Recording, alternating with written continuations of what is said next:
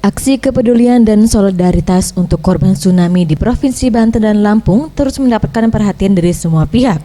Seperti yang dilakukan puluhan wartawan yang ada di Kota Lubuk Linggau dengan melakukan aksi penggalangan dana.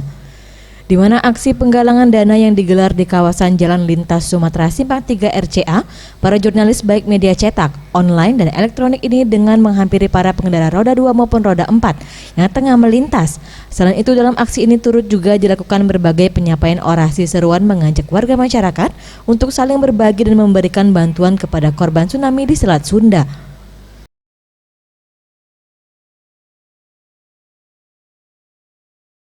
Koordinator aksi Fran Kurniawan mengaku aksi penggalangan dana ini dilakukan sebagai ungkapan rasa duka cita dan empati terhadap para korban tsunami di Provinsi Banten dan Lampung.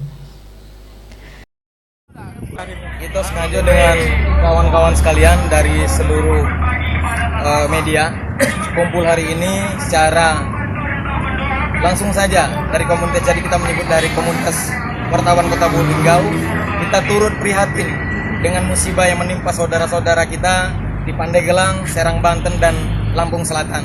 Jadi kita turun untuk mengumpulkan dana dari saudara-saudara kita pengguna jalan, yang insya Allah dana ini akan kita sampaikan nanti bergabung dengan Polres Kota Lubuk Linggau.